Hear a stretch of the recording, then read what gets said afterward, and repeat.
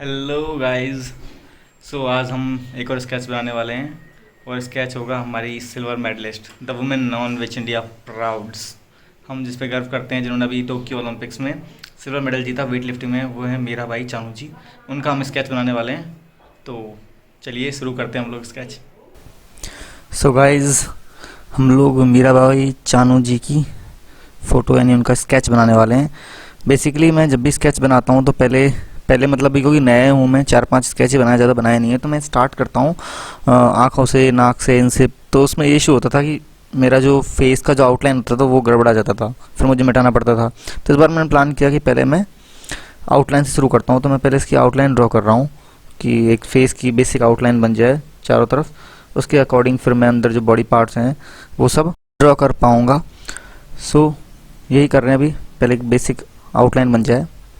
और हाँ, इस बार मैं जो पेपर यूज़ कर रहा हूँ वो पहले वाले से कह सकते हैं थोड़ा बेटर पेपर है। पहले तो मैं जो यूज़ करता था वो जनरली जो हम लोग A4 साइज़ का प्रिंट आउट निकालने के लिए जो पेपर यूज़ करते हैं ना, बिल्कुल पतला सा पेपर आता है, वो यूज़ करता था मैं। अभी मैं ये लोकल मार्केट से शीट लाया हूँ। ये जनरली ड्राइंग शीट होती है, बहुत ही भी नॉर्मल शीट है एक्चुअली, 20 रुपये की 10 आ गई, कहने का मतलब 2 रुपये की एक शीट है ये।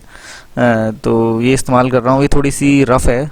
वो जो जनरली जो पेपर यूज़ करता था बहुत ही चिकना पेपर होता था, ये बहुत रफ़ है, थोड़ा सा मतलब रफ़ साइड में है। और हल्का सा मोटा है उससे, मतलब मोटा था काफ़ी, बट रफ़ साइड में है। पर पेपर ये भी अच्छा नहीं है, लो क्वालिटी पेपर ही है। पर फिर भी इस पर ट्राई करके देखेंगे कैसा बन पाता है। उसके अकॉर्डिंग फिर आगे हम, क्योंकि जैसे जैसे हम सीखेंगे, मैं भी बस यही ट्राई करता हूँ कि बेकार पेपर भी अगर ठीक ठाक बन जाए, नॉर्मल बन जाए, तो भी इसका मतलब हम लोग कुछ सीख रहे हैं, अच्छा सीख रहे हैं। तो डायरेक्ट एक अच्छी क्वालिटी के पेपर पर पैसे खर्च करना उससे बेटर है कि बेकार वाले पे बनाओ, प्रैक्टिस करो, ठीक ठाक बन जाएगा तो आपकी अच्छी प्रैक्टिस हो जाएगी, तो अच्छे वाले पे आप सही बना पाओगे। तो मैं पहले ये ट्राई करता हूँ। तो देखिए हमारी बेसिक आउटलाइन ड्रॉ हो रही है। पहले फ्रंट फेस को साइडवेज है ये पोज, तो नोज़ एंड माउथ की आउटलाइन बना दी और अभी उसी पे मतलब हम लोग वर्क कर रहे हैं।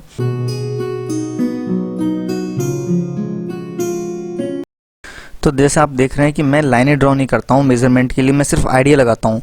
फ़ोटो को देखता हूँ, फिर ऐसे आइडिया लगाता हूँ कि जैसे आँखों से लेके मुंह के बीच में कितना डिस्टेंस है, फिर नीचे मुंह से लेके नीचे चिन के बीच में कितना डिस्टेंस है। तो उस आइडिया से ही मैं मतलब कह सकते हैं एक तरह से इस तरह से मेज़रमेंट करता हूँ, पर लाइनें ड्रॉ करके नहीं करता हूँ। तो फिर भी इससे आइडिया लग जाता है मुझे कि हाँ कितना डिस्टेंस होना चाहिए, और आँखें कहाँ आएंगी, पोजीशन कितना गैप होगा नोज़ और माउथ के बीच में, मतलब लिप्स के बीच में। तो ये सब आइडिया लग जाता है।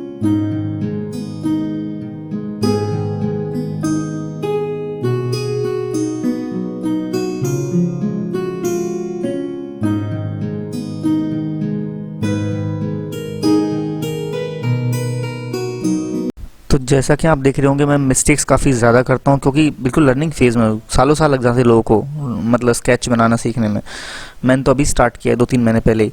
तो उससे पहले मैंने लाइफ में कभी स्केचेस नहीं बनाए थे।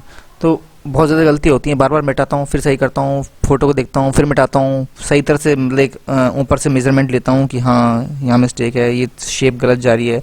तो इस तरह से आप भी कर रहे हैं, क्योंकि देखो प्रैक्टिस से ही होती हैं चीज़ें। तो आइडिया लगाना पड़ता है, थोड़ा मेजरमेंट कर लो, चाहे आपको अगर ऐसी प्रॉब्लम है तो लाइन ड्रॉ कर लो, लाइन ड्रॉ करके आप फिर ड्रॉ कर सकते हो।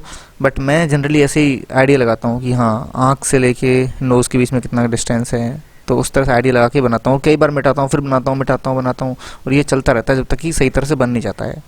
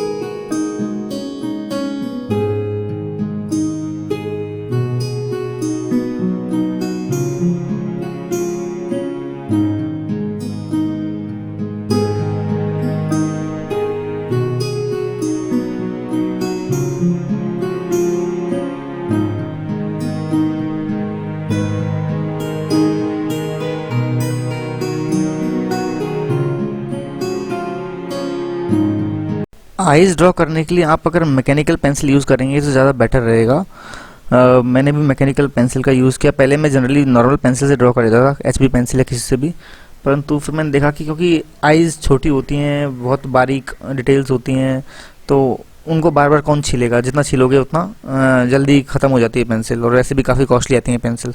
तो इससे बेटर है कि आप मैकेनिकल पेंसिल यूज़ करो, जो बारीक डिटेल्स हैं वो इजीली ड्रॉ हो पाती हैं। और आईब्रोज़ के लिए भी मैकेनिकल पेंसिल ही यूज़ करनी चाहिए, वो सही रहती है मतलब।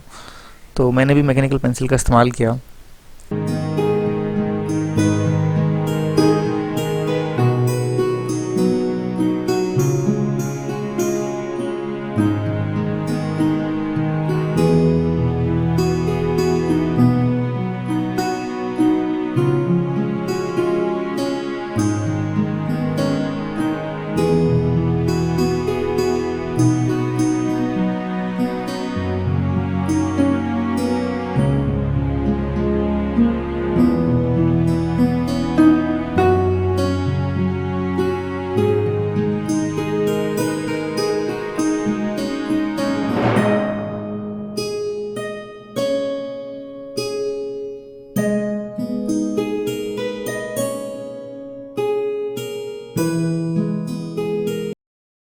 गाइस एक चीज़ का हमेशा ध्यान रखो कि है ना, जो फ़ोटो ड्रॉ कर रहे हो ना, फ़ोटो क्लियर होनी चाहिए। अब जैसे मैंने गलती करी, ये फ़ोटो ले ली मैंने एक्चुअली, क्योंकि मुझे और कोई फ़ोटो मिली नहीं इस तरह की, तो फिर मैंने ये मजबूर में यूज़ करी। अदरवाइज़ इसमें मतलब ये बहुत ही लो रेजोल्यूशन वाली फ़ोटो है, बहुत कम पिक्सल्स वाली फ़ोटो है। इस चक्कर में बहुत सी डिटेल्स, जैसे आईज़ की डिटेल्स हो गई, बालों की डिटेल्स हो गई, पता ही नहीं चल रहा, मतलब फ़ोटो में क्लियर दिखता ही नहीं है कि किधर जा रहे हैं, किस डायरेक्शन में बाल जा रहे हैं, आईज़ में आईब्रोज़ कैसी हैं, मतलब किस तरह से ड्रॉ हो रही हैं, आई लैशेज़ कैसी जा रही हैं, मतलब वो पता ही नहीं चलता है।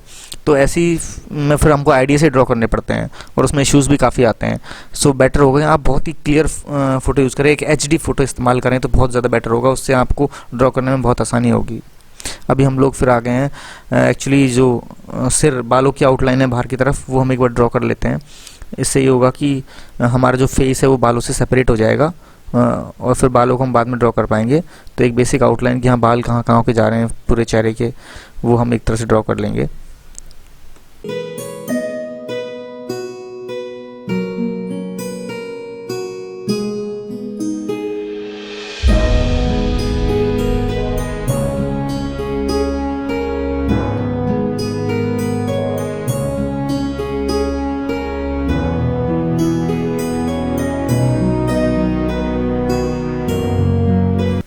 Guys I am extremely sorry, मैं रिकॉर्डिंग ऑन करना भूल गया, और इस दौरान मैंने प्रिलिमिनरी जो स्टार्टिंग की शेडिंग होती है वो कर भी डाली। फिर मुझे अचानक याद आया, मतलब ध्यान दिया मैंने, अरे मैंने ऑन तो किया ही नहीं है तो मिस्टेक हो गई, तो आपको ये दिखा नहीं पाया मैं, पर कोई बात नहीं, अभी तो पूरा शेडिंग सब कुछ बाकी है, तो उसमें देख लीजिए आप।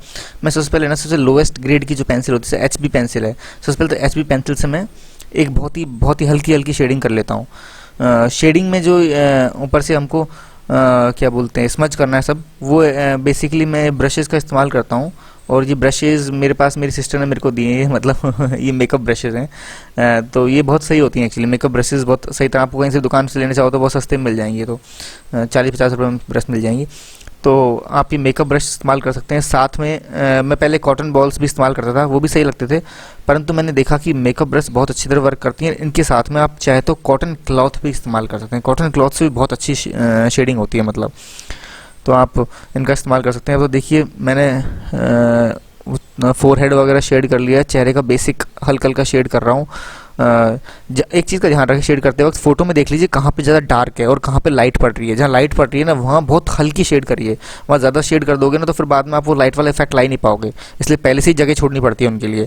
जो डार्क स्पेसेस हैं वहाँ पहले से ही डार्क करने पड़ते हैं, और जो लाइट स्पेसेस हैं वहाँ पहले से ही हल्का हल्का लाइट छोड़ना पड़ेगा आपको, अदरवाइज़ आप सब जगह डार्क कर दोगे तो फिर वो बाद में लाइट हो नहीं पाएगा, हाईलाइटिंग कर नहीं पाओगे आप। इसलिए आपको लाइट, जैसे मैंने बीच में जगह जगह लाइट छोड़ी है इसमें, जहाँ पर मुझे मतलब लाइट पड़ रही है फेस पर, वहाँ पर मैंने स्पेसेस छोड़ दिए हैं, फिर बहुत कम शेडिंग करी है एक्चुअली मैंने वहाँ पे, जिससे कि बाद में वो हम उसे हाईलाइट कर सकें और रिफ्लेक्ट हो सके, मतलब वो जो इफेक्ट आ रहा है लाइट का वो।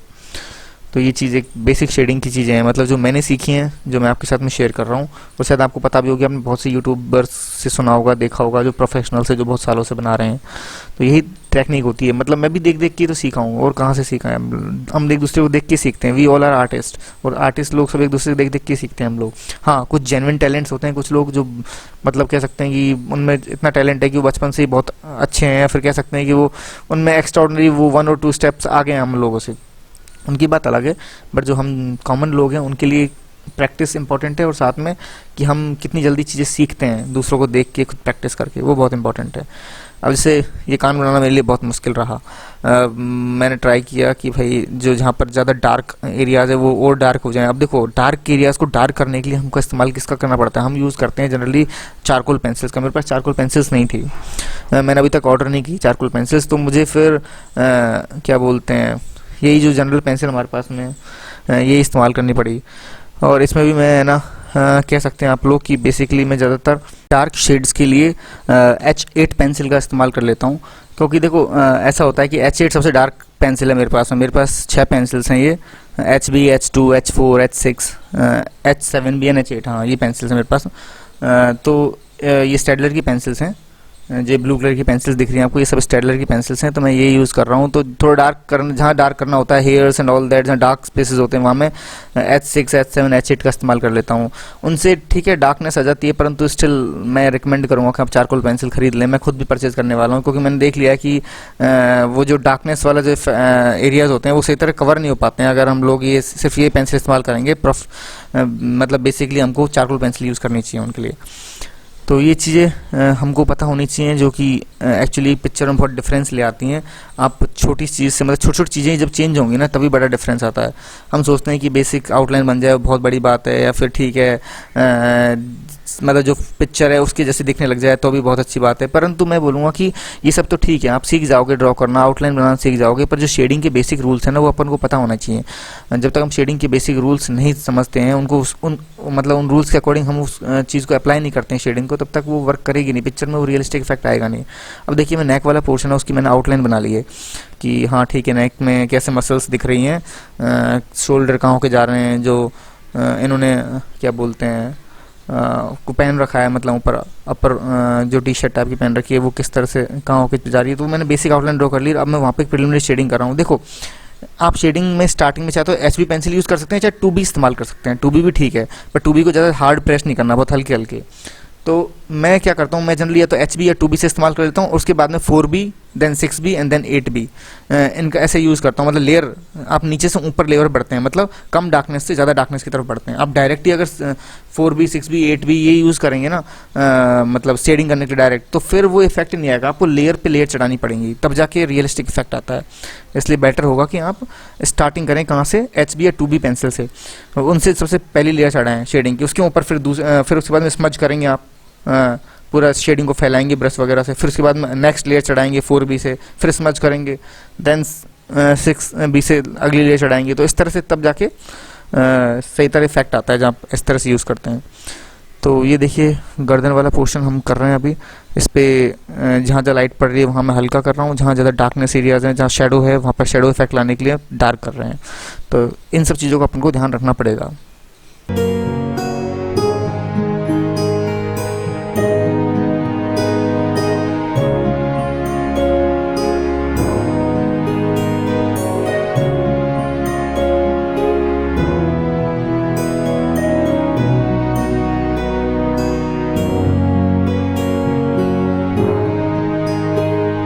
जैसा कि आप लोग जानते हैं, मीराबाई चानू जी ने रिसेंटली टोक्यो ओलंपिक्स में वेट लिफ्टिंग में सिल्वर मेडल जीता था। तो मैं उन्हीं को मतलब एक तरह से कॉन्ग्रेचुलेट करने के लिए बना रहा हूँ। और हाँ, एक चीज़ आप देखें कि ड्रॉ करते वक्त, जैसे मैंने जो बनाया अभी तक या जो मैं पूरा कंप्लीट होगा, आप तो एक चीज़ मैं बता दूं कि मैं कोई बहुत मतलब कोई प्रोफेशनल नहीं हूँ। मैंने अभी सिर्फ 2-3 महीने पहले स्टार्ट किया है, उससे पहले मैंने लाइफ में कभी स्केचेस नहीं बनाए। मैंने पहले भी मेरी वीडियोस में बोला है कि मेरे स्केच चाहे कितने भी अच्छे लग रहे हो या कितने बुरे लग रहे हो, कितने मीडियोकर हो, किस तरह के भी हो, what ever you have views about me, मतलब वो व्यूज़ आपके जो भी हों, मैं ये बोलूँ कि वो ऐसा नहीं है कि मैंने कोई बहुत कहीं सीखा है, कहीं से ट्रेनिंग ली है, कि आर्ट स्कूल में गया हूँ, कहीं नहीं, ऐसा कुछ नहीं है। मैंने जो भी मतलब ये स्केचिंग सीखी है वो पिछले 2-3 महीने में ही सीखी है। और एक स्टार्टिंग मैंने एक बाई एक्सीडेंटली कुछ बनाया था और वो काफ़ी ठीक बन गया था मतलब। तो उसको देखकर फिर मैं इंस्पायर हुआ कि जब मैं इतना बना सकता हूँ तो इसका मतलब मैं अगर सीखूँ तो और अच्छा बना पाऊंगा। उसके बाद फिर मैं कुछ यूट्यूब चैनल्स देखने लगा। फॉर एग्जांपल एक बहुत ही फेमस यूट्यूब चैनल आप सब जानते होंगे, सौरव जोशीज आर्ट। मैंने उनको देखा कि वो तो बहुत सालों से बना रहे थे, तो उनकी पुरानी वीडियोस देखी मैंने। आजकल तो व्लॉगिंग ही ज़्यादा करते हैं। फिर मैंने वीके आर्ट बॉक्स करके एक चैनल है वो भी देखा, और मैंने कुछ और चैनल भी देखे, एग्जैक्टली मुझे नाम याद नहीं आ रहा है। तो मैंने उन सब से देखा कि शेडिंग कैसे करते हैं, क्योंकि जब मैंने फर्स्ट बनाई थी, स्केच बनाया मेरा मेरी सिस्टर का 3 मंथ पहले, तो वो लगभग उस स्केच में हुआ ये था कि आउटलाइनिंग जो बाहर की शेप थी वो तो ठीक आ गई थी, परंतु शेडिंग इतनी अच्छी नहीं हुई थी। तो मैंने समझा शेडिंग सीखी कहाँ से, तो फिर मैंने यूट्यूब को अपना सोर्स बनाया और वहाँ से मैंने लोगों से देखी और सीखी। अब देखिए हम लोग बालों पे आ गए हैं। बाल ड्रॉ करना बहुत ही मतलब एक तरह से जटिल काम मान सकता हूँ मैं। और एक्चुअली इस फोटो में तो बाल बिल्कुल क्लियर नहीं है। मतलब मैं जब ये देखा था कि मैं सोचा पता नहीं कैसे बनेंगे, और एक्चुअली वो बने भी नहीं इतने बाल। आप देखोगे तो इतने अच्छे बाल नहीं बन पाए मेरे से। ये मैंने कोशिश पूरी करी कि जितने अच्छे हो सकते हैं उतने अच्छे तो बन जाएं। जो बाल मैं एक्चुअली पहले अपने पुराने स्केचेस में मेरे सबसे बेस्ट बाल ही बन रहे थे जो कि इस स्केच में इतने अच्छे नहीं बने। पर देखिए मैं बताता हूँ बेसिकली जो मैंने सीखा है अभी तक बालों के बारे में कि कैसे ड्रॉ करते हैं। तो इनिशियली हम लोग एक जैसे मैं यहाँ पर मैकेनिकल पेंसिल का यूज़ कर रहा हूँ, तो इनिशियली हम लोग थोड़े थोड़े मतलब एक आउटलाइनिंग स्ट्रोक्स लेते हैं कि हाँ कहाँ कहाँ पे डार्क पोर्शन से बालों के वो पहले हाईलाइट कर लेते हैं, है ना। और कहाँ कहाँ लाइट बाल कम दिखाई दे रहे हैं या फिर लाइट पड़ रही है वहाँ पर कम हाईलाइटिंग करते हैं। तो जो डार्क पोर्शंस हैं या मेन जो ज़्यादा क्लियरली विजिबल हैं डार्क पोर्शंस, उनको मैं पहले हाईलाइट करता हूँ, जैसे मैं कर रहा हूँ कि सिर्फ डार्क पोर्शंस को पहले मैं ड्रॉ कर लेता हूँ। और ये चीज़ देखनी होती है कि जहाँ पर बहुत ज़्यादा बाल एक जगह दिखाई दे रहे हैं क्लियरली, वहाँ पे हम लोग बहुत सारे स्ट्रोक्स लेते हैं बिल्कुल पास में, जिससे कि है ना वो मतलब जो बालों का गुच्छा है ना वो एकदम मतलब ऐसा लगेगा कि रियल है। तो दूर दूर होकर स्ट्रोक लेंगे, मतलब बीच में गैप रह जाएगा तो फिर वो बाल जैसे लगेंगे नहीं। इसलिए जहाँ पर बहुत ज़्यादा घने आपको बहुत सारे बाल एक साथ, तो बहुत ही पास आपको स्ट्रोक्स मारते रहने पड़ेगा, रेगुलरली मारते रहना पड़ेगा एक ही जगह पर स्ट्रोक्स, तब जाके वो रियलिटी नज़र आती है। अभी देखिए मैंने तो बेसिकली पहले यहाँ पर जहाँ लेयर्स चेंज हो रही हैं बालों की, बाल किधर डायरेक्शन में जा रहे हैं, थोड़ा जितना फोटो में समझ में आ रहा था, जैसे क्लियर नहीं आ रहा था पर जितना समझ में आ रहा था मैं उधर मैंने डायरेक्शंस मोड़ी बालों की, हाँ कि अब इधर में जाना है, अब उधर जाना है, बाल इधर जा रहे हैं। तो उस तरह से मैंने एक बेसिक आउटलाइन ड्रॉ करी सबसे पहले। तो बालों में मैंने पूरा जो उनका जूड़ा बना हुआ है वहाँ तक मैंने एक बेसिक आउटलाइन ड्रॉ कर ली कि हाँ बालों की इधर जिस डायरेक्शन जा रहे हैं वो सब ड्रॉ किया। और जहाँ पर बिल्कुल ही ब्लैक है वहाँ पूरा ब्लैक कर दिया है मैंने, जैसे कि नीचे की तरफ पोर्शन में आप देख रहे होंगे, ये कान के जस्ट साइड में जो पोर्शन है यहाँ पे मैंने पूरा ब्लैक कर दिया है, क्योंकि ये एक्चुअली पूरा कवर कर लिया है, इसको और डार्क करूँगा तो यहाँ पे शेडो है ना, इसलिए बालों में कोई डिफरेंस नज़र नहीं आ रहा अलग बालों में, और पूरा एक जैसे पूरा ब्लैक है उस तरह से। और जहाँ पर तो ये आपको इस तरह से फॉलो करने हैं। और जहाँ पे मतलब एक बात तो ध्यान रखना कि पूरे सिर में एक बेसिक शेडिंग तो आपको चाहिए होगी। जैसे मैंने अब क्या किया, मैंने एक बेसिक पहले बाल ड्रॉ किए, उसके बाद मैंने स्मज कर दिया, पूरा शेड कर दिया, फैला दिया उसको।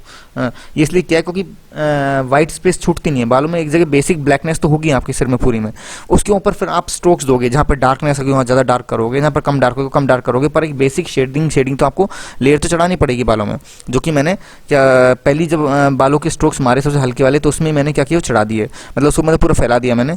अब इनके ऊपर दोबारा स्ट्रोक्स मारूंगा इन सब बालों पर। और ये फिर इनके बालों में जो रिबन लगा हुआ है वो ड्रॉ करके उसको बेसिकली शेड किया है। अब देखिए दोबारा से मैं स्ट्रोक्स एक डार्कर पेंसिल से करना स्टार्ट किया मैंने। पहले तो मैंने क्या बोलते हैं मैकेनिकल पेंसिल यूज़ की थी, अब मैं डायरेक्ट ही क्या बोलते हैं 4B पेंसिल यूज़ कर रहा हूँ थोड़ा और डार्क करने के लिए। इसके बाद में मैं 8B पेंसिल भी यूज़ करूँगा इसमें। तो इन चीज़ों का हमको ध्यान रखना पड़ेगा। इसमें बाल इतने अच्छे नहीं बने मेरे, पर मैं प्रैक्टिस करूँगा और अच्छे बन जाएंगे फ्यूचर में। तो ये चीज़ें हमारे बेसिक एक तरह से बाल की ये हमारा बना है कि हाँ इस तरह के थोड़े बाल होंगे इनके, जो फोटो के अकॉर्डिंग जितना समझ में आया था मैंने इस तरह से ड्रॉ करने की कोशिश की। अब देखो ये जो पेज है ना, इस पेज पर भी शेडिंग इतनी अच्छी तरह से जो चारकोल है वो ग्रेफाइट है, मतलब एक्चुअली जो इतना स्प्रेड नहीं हुआ, मतलब मैंने काफ़ी ट्राई किया वो ढंग से स्प्रेड नहीं हुआ, कई जगह ज़्यादा काला हो गया, कई जगह कम काला हुआ है। तो वो ये पेपर का इशू रहता है, पर ठीक है बेकार पेपर सीख रहे हैं तो ज़्यादा अच्छी तरह सीखेंगे, मतलब थोड़ी मुसीबतें सामने आएंगी, जब मुसीबतों को झेलेंगे तो भी बेटर सीख पाएंगे। इसलिए मैं आपको बोलता हूँ कि लो क्वालिटी चीज़, सस्ती चीज़ जो आपके पास नियरेस्ट आपकी दुकान पर मिल जाए आसपास, उससे शुरुआत करो ताकि एक तरह से आप सीख पाओ चीज़ों को। ज़्यादा पैसे खर्च करने की जरूरत नहीं है, पहले सस्ती चीज़ सीखो।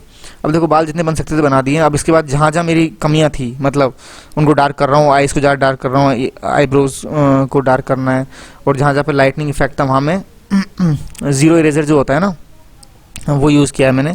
जो आप वाइट पेंसिल देखते हो बीच बीच में, वो मैं जहाँ पर लाइट पड़ती है देखो, उसको दिखाने के लिए यूज़ करता हूँ। और कुछ हल्के इस पे जो मतलब क्लोज वाले ऐसे जो होते हैं ना सकड़े इस पे से, जहाँ पर रबड़ से मिटाना मुश्किल होता है, वहाँ भी यूज़ कर लेता हूँ उनको। तो मैं चेहरे में जहाँ जहाँ कमी थी, जहाँ पर मैं डिटेलिंग दे रहा हूँ एक्चुअली, ये डिटेलिंग से थोड़ा अच्छा इफेक्ट आएगा, मतलब थोड़ा रियलिस्टिक इफेक्ट आएगा। वैसे एकदम रियल तो नहीं बनेगी ये पेंटिंग, पर हाँ थोड़ा थोड़ा ठीक ठाक बन जाएगी जितनी हो सकती है। मैं जितना मैं अपने बेस्ट ट्राई कर पा रहा हूँ उतना बन पाएगा। तो देखो नोज़ पे जहाँ जहाँ पर लाइट पड़ रही थी वहाँ मैंने उसे वाइट कर दिया, मतलब उसको हल्का हल्का मिटा दिया वहाँ से। और इस तरह से मैंने ट्राई किया है कि जहाँ जहाँ लाइट पड़ेगी वहाँ पे मैं वो लाइट वाला इफेक्ट दूंगा ज़ीरो इरेजर पेंसिल से। और इसके अलावा चेहरा एकदम क्लियर नहीं है, बहुत जगह दाग धब्बे से हैं, कुछ जगह शायद मुस हैं, कुछ जगह तिल वगैरह हैं। तो उस सब मैं यहाँ पर अब लास्ट में वर्क कर रहा हूँ उनके ऊपर, वो सब ड्रॉ कर रहा हूँ। और हाँ, ये वाइट पेपर इसलिए इस्तेमाल करते हैं हम लोग ताकि नीचे का मिट ना जाए, हमारे हाथ गंदे हो जाएँ तो वो शायद कुछ छप ना जाए, हमारी पेंटिंग बर्बाद हो जाएगी। मिटना तो अलग बात है, फिर एक हमारे हाथों गंदगी लग जाती है, इसलिए ये वाइट पेपर यूज़ कर लेते हैं जहाँ पर हमारा हथेली टिकती है। उससे ये ईजी होता है कि हाँ हम लोग ईजिली ऊपर सारे पोर्शन को कवर कर पाएंगे अपने हाथ को आराम से पेंटिंग के ऊपर रख कर। तो इस तरह से हमारी ये पेंटिंग थी। आई होप आपको पसंद आई होगी। मैंने मतलब जैसी बनाई इतनी अच्छी नहीं बना पाया हूँ, पर आई होप अगर आप इससे कुछ सीखें या कुछ इंस्पायर हो पाए, मेरे एफर्ट से अगर कुछ सीख पाएँ। वैसे मैं सिखाने लायक अभी कोई टीचर तो हूँ नहीं, मैं खुद बहुत मतलब एक तरह से स्टूडेंट हो, भी तो सिर्फ 3 महीने सीख रहा हूँ। तो अगर ये आपको कुछ हेल्प करे तो आई विल बी वेरी मतलब happy. So see you soon, till then good bye.